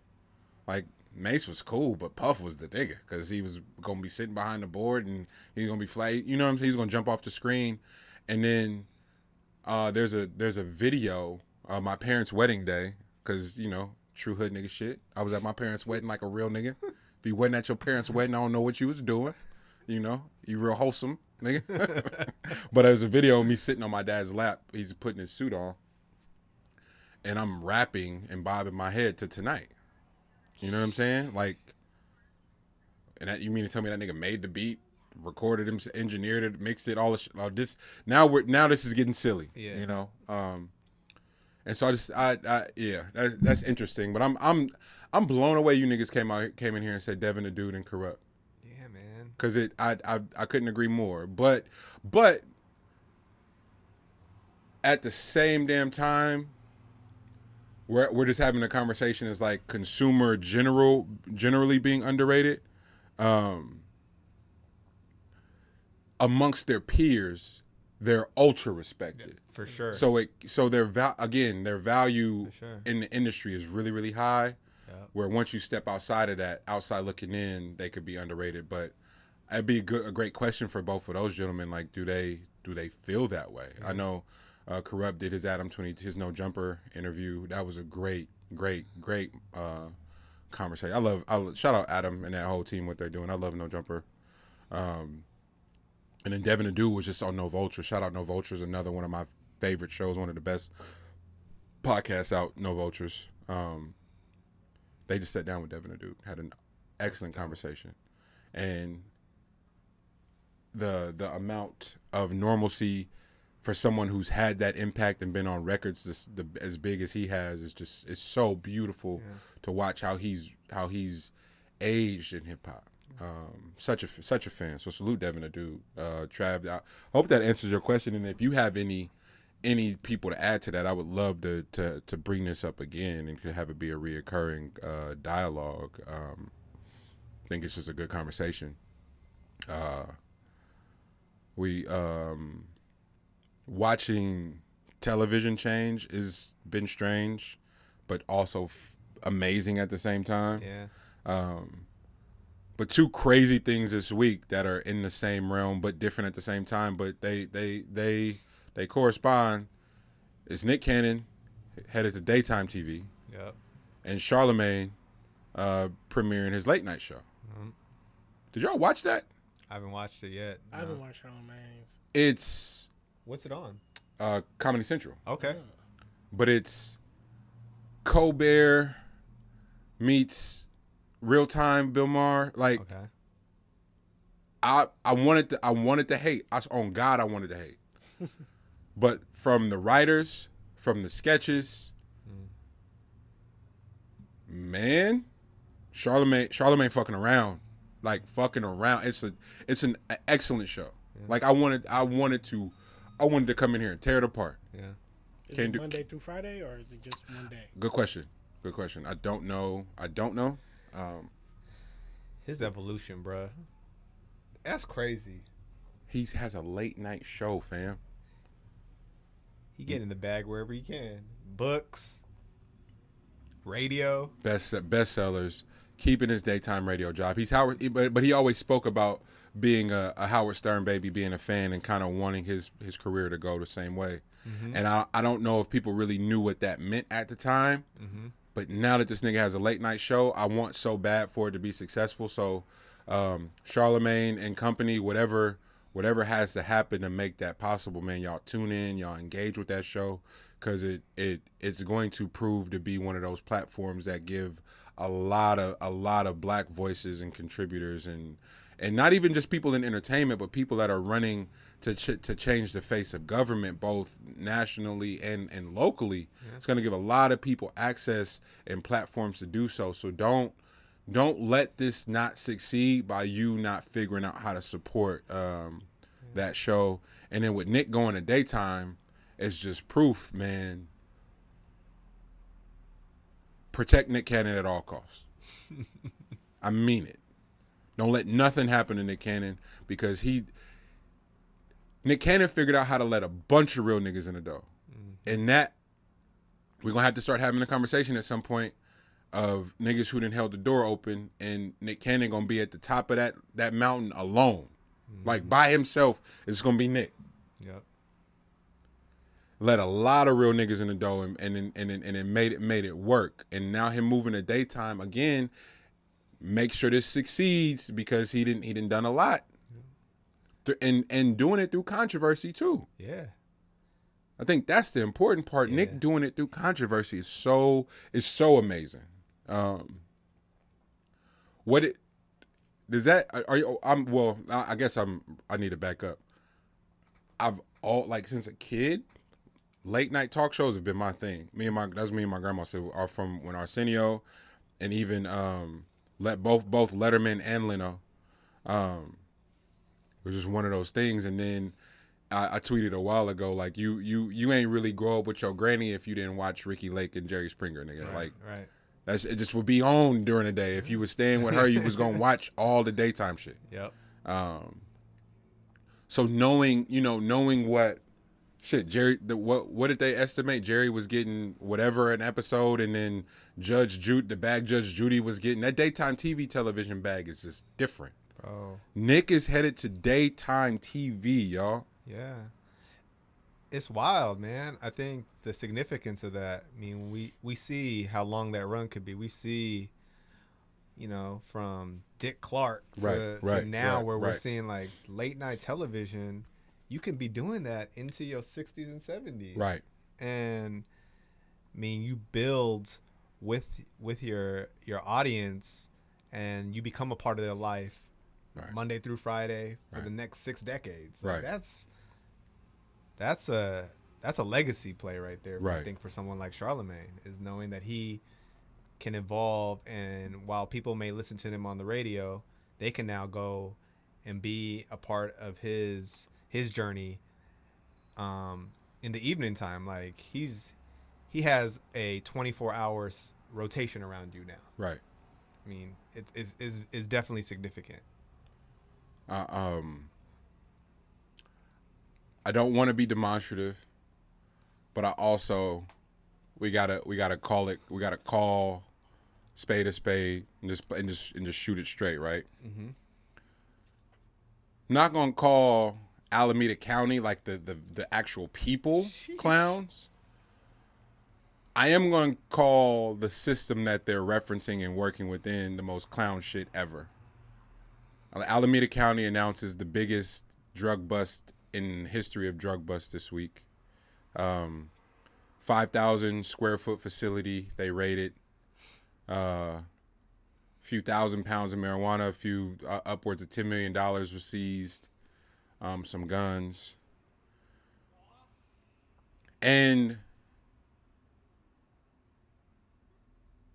legal, illegal, fine. Y'all argue that shit all day. I'm simply talking optics, aesthetics, and explanations for said execution. Mm-hmm. And if you live here, you got a whole different respect to how disgusting this is. So,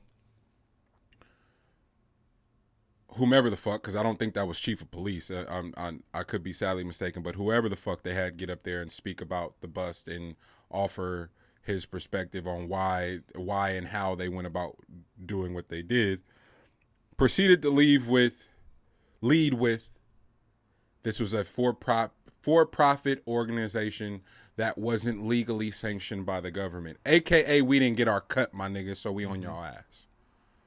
That's what I heard. Yeah, paperwork wasn't right. Yo, paperwork wasn't right, so we own y'all ass. Oh, okay. Yeah, it wasn't sanctioned. It wasn't properly government sanctioned, and so it was. But what was so funny in the process of explaining it, fam had to go, "Yeah, man, best thing I ever seen though. Computers, right. Generators. He's like, it was amazing." Yeah. And all right, but then that's not the part that got me, bro. He said, "Yeah, we had to pull hundreds of deputies and officers for the manpower we needed." Oh, so that explains old Asian ladies and old people being able to get mugged in broad daylight. Yeah. Cause y'all was busy? Yeah. Doing something that really don't come on, bro. Yeah, man. I think we watched enough Narcos to see this ain't about morality anymore. Come on. And he tried to make it a moral play. Yeah. And that's where I was like, and then had the nerve. It was contradicting after every point. Was like, this is prohibition all over again. I was like, well, nigga, do you remember how that worked? Yeah, man. My bad. You were saying. Yeah. Other parts of society suffer because we deem the play that we didn't get a piece of that pie. Right.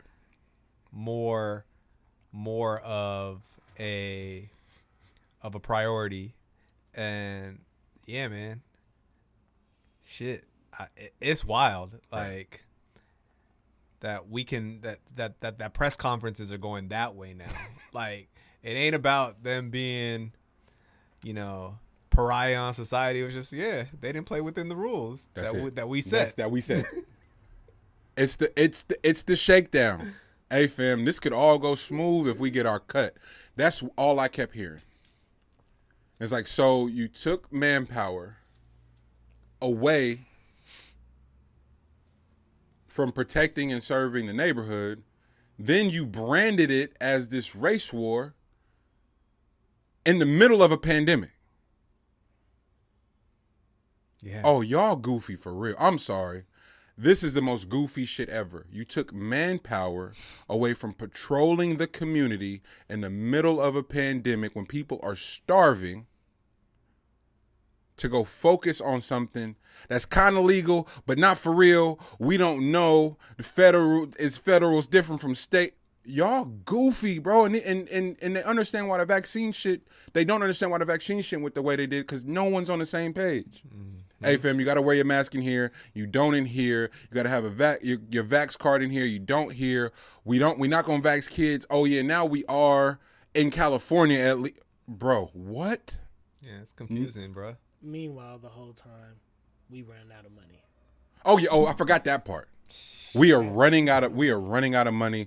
Oh, and by the way, if you are in the business of goods and services, your shit is sitting on the dock because ain't nobody going to work. Yeah. Unemployment pays them more. Then niggas go to work for 30 days and go right back on unemployment. I said, oh, y'all the smart. Yeah. So if you haven't gotten your bulk orders, y'all, like for anybody who doesn't know, your shit's just sitting on the ship at Port of Oakland right now because they don't have nobody to drive. Don't have anybody to work right now. Yeah. This shit is goofy. Absolutely goofy. And it's only going to get goofier, so please protect yourselves. Understand, do your best to get informed with the laws that are being passed while we're asleep. The CDC is good for rolling out some shit when niggas is in the bed, 2 a.m. They'll put a new mandate in, and you like, nigga, wait, when did that happen? Yep. Last night at 2:32. Wake up to the email. Like, wait a minute, what? What? Press release and all. Oh, and all, for real. Do we want to talk about Kyrie? Man, we do a YouTube show. Yeah. I don't know how, because I'm not gonna do the Shaq and everything everybody in the league is doing is in going against this kid. I feel different than everybody that I've even spoken to. I'm rolling, but I'm also not anti-vaccine either though. So that's the part that gets confusing, where it makes it hard for people to have that conversation and not go, no, nigga, that's not what was being said. Yeah. Straight up and down, this is what the state of New York is doing. This is what the rest of the states are doing. Bet. If I got to miss half the games, my nigga, this is what it is. Yeah. Over you not being able to mandate my physical person. That's the conversation he's attempting to have, and everybody's trying to hijack it as something else with some moral high ground and other shit. I know you feel different, so I really want you to speak to it. I mean, I think personal choice is personal choice, so I'll never condemn anybody for that. I think the conversation we've had earlier this week is just the person-to-person implications of that choice. Right. And I think that gets lost in translation because of this thing being a virus that can spread. I think how we make our choices, I take that into consideration, but I can't condemn an individual for not having the same beliefs as me. Right. I think the broader implications of this, in terms of how the organization and association that he finds himself a part of are starting to side with pro-vaccination, right? Like they're saying any individual, any player that misses a game due to COVID status, they're not going to be paid. And so hopefully Kyrie, I think he's in a position where financially he won't be hurt by it. Right. But I mean, these are the things we're starting to see that with the NFL. Players, I think it's interesting how do we choose and decide, like, because we have anti-drug policies that a lot of these professional associations comply with, and you don't really see athletes challenging that. But I think COVID is one of the big ones where, personal belief and choice is of discussion, because I think the rest of society is having that conversation. Right. But yeah, man, I think it's one of those things, like, I agree with Kyrie? No, but I understand his choice. Right. And I respect that. And so that's the place where I'm at. And I think I'm at the place with a lot of people, is like, we don't have to see eye to eye on this. Can we at least have a conversation about it? Right. The unfortunate part is the people who having those conversations have somewhat of a larger influence on society. Mm-hmm. And so how can we be mindful about that? Right. Right. And that's the part, like, because I don't fuck with the. It's America's like Mean Girls.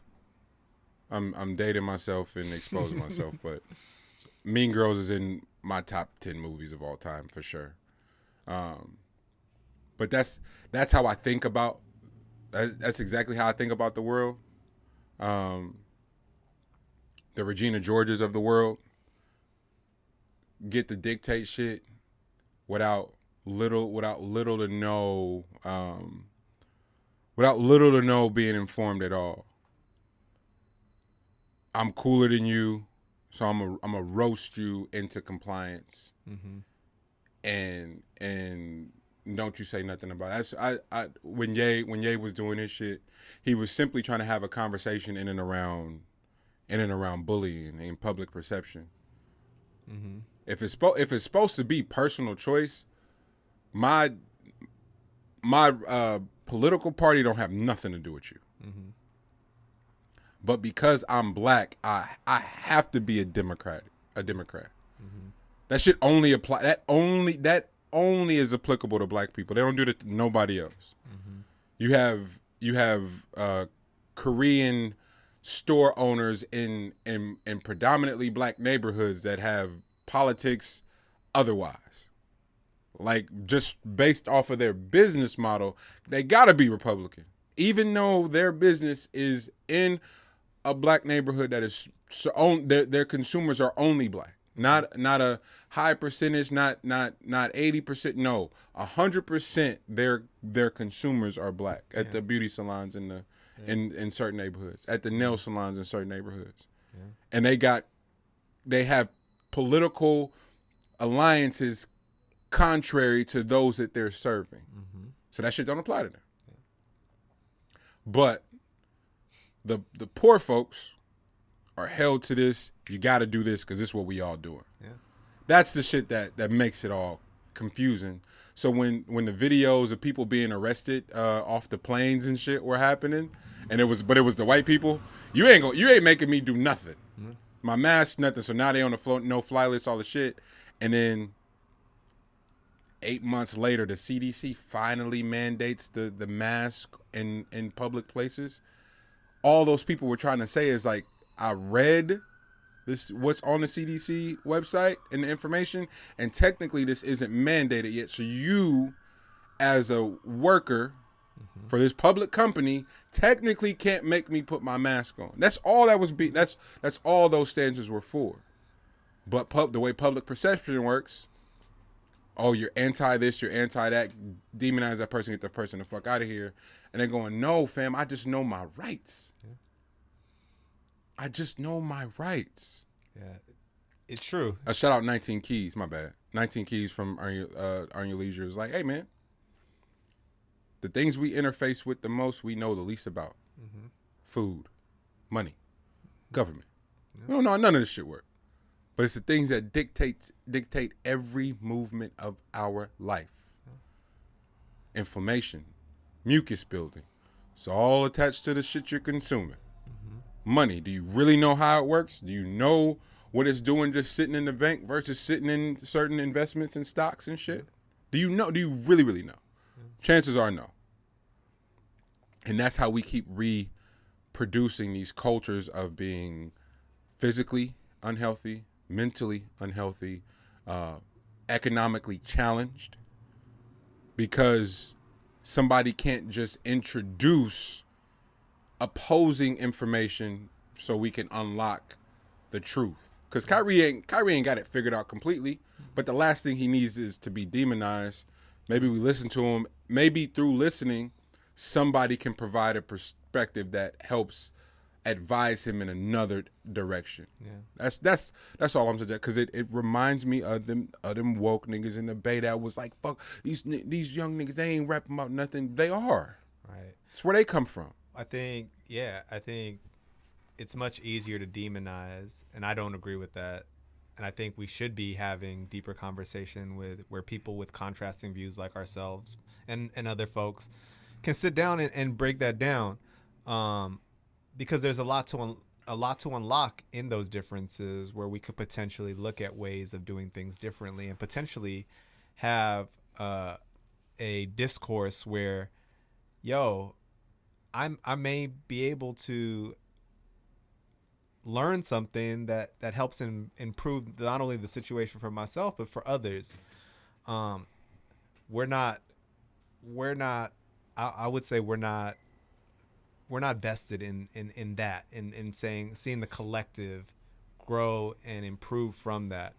And there are people that benefit from that divide and conquer mentality, and perspective. So shoot, we need Kyries of the world to be able to express that perspective, but also being willing to hear a different perspective from someone else. And like, I hope that Kyrie is willing to have a conversation with somebody of a contrasting view of him and inform himself about it. Right. As well as others. I don't think we need sports pundits to be out here condemning him right now. Right. Because it has nothing to do with sports. Right. This is a man that has a perspective. It just so happens to be that sports is a platform for him where people are going to see and hear from him. Right. Right. Man, I don't know, bro. I really lived for the day when L was in LA living his best life and I could hit Jonel like, my nigga, come sit in for G. Bet. I'm on my way. You know? Yeah. And it could feel like this sustainability could our consistency. But it all be the same umbrella. Yeah. Lex, the new gear, everything. Like we cooking with motherfucking grease, bro. This is beautiful. Mm-hmm. And so to my brothers, man, I'm excited for what the future holds.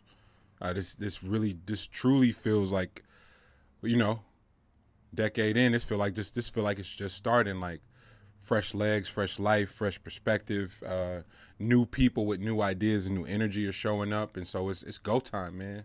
And so to our listeners, thank y'all for rocking, for growing, for allowing us to be in beta and to figure this shit out on the fly, because it really is by committee. And people just showing up because they got great ideas. Britt, thank you. G, we missed you this week. Yeah, man, and I really and truly just excited for what the future holds.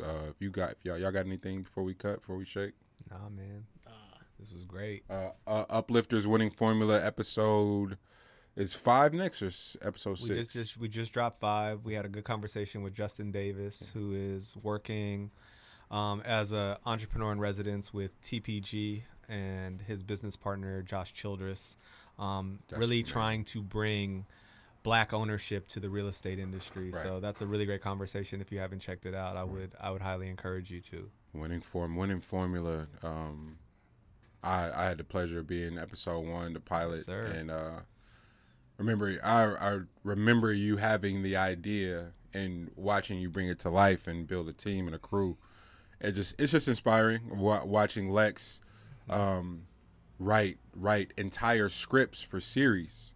Like entire scripts, bro. Write entire scripts and format them and just have them ready for when that data button gets pushed and he can walk in and they go, yo, you got a 5-year plan? He's like, nah, nigga, I got a 20. Yep. There you go.